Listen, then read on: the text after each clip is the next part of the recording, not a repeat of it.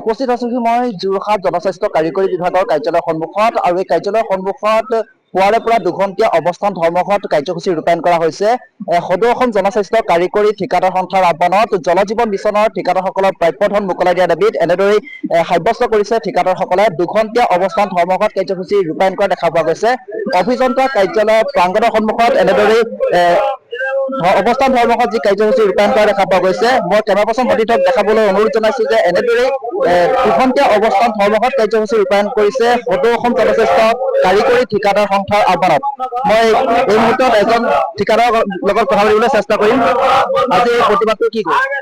আমাৰ যোৰহাটৰ জনস্বাস্থ্য কাৰিকৰী বিভাগৰ আমি ঠিকাদাৰসকল আজি ইয়াত সমবেত হৈছো। সমবেত হৈ আমি আমাৰ যিটো চেণ্ট্ৰেল কমিটিৰ আহ্বান মৰ্মে আমি ইয়াত এটা অৱস্থান ধৰ্মঘট কৰিছো। আমাৰ JJMৰ যিখিনি প্ৰাপ্য ধন এতিয়ালৈকে পাবলৈ আছে সেইখিনি সোনকালে আমাক ৰিলিজ কৰি দিয়ক। অতিৰিক্ত আমাৰ ঘৰত যিটো 6% GST আমাৰ পৰা লৈ থোৱা আছে সেইখিনি আমাক ঘূৰাই দিয়াৰ ব্যৱস্থা কৰক। আৰু নতুন নতুন কিছুমান SOP দি ঠিকাদাৰসকলক হাৰাশাস্তি কৰি আছে, সেই হাৰাশাস্তিখিনি বন্ধ কৰক।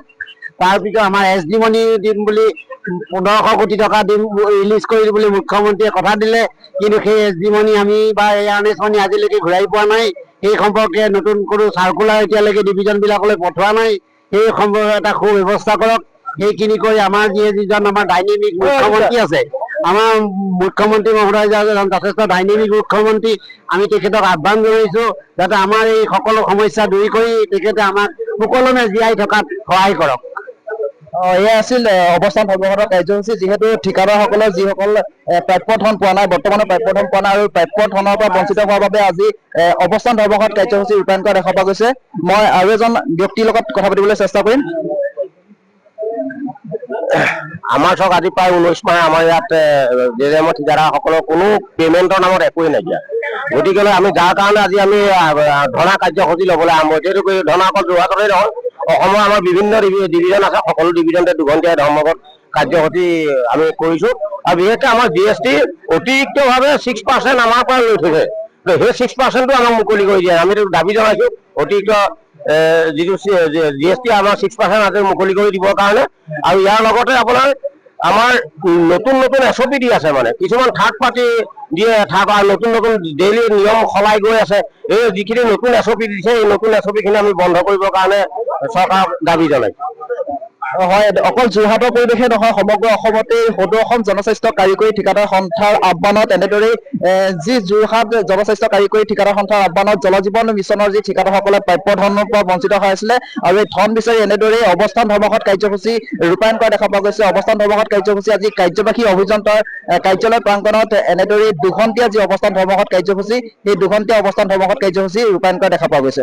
আপুনি ঘৰখনত জাপানী চৌকাত দৰ্জা, খিৰিকী, গ্ৰিল, গেট আদি লগাব বিচাৰে নেকি? যিবোৰ দীৰ্ঘদিন অটুট থাকিব, তেন্তে পলম নকৰিব, আমাৰ বিপণীলৈ আহক। যোৰহাটৰ একমাত্ৰ আমাৰ বিপণীত এনে উন্নত সামগ্ৰী উপলব্ধ। এই মেচিনটোৱে বেণ্ড কৰা হয়, দৰ্জা, চৌকাত আৰু উইণ্ডো বনোৱা হয়। বাকী আমাৰ গেনব্লাইজত হয় এইবিলাক। আমাৰ ঠিকনা শ্ৰীৰাম এলুমিনিয়াম চেণ্টাৰ, DCB তিনিআলি, তৰাজান, যোৰহাট 785006।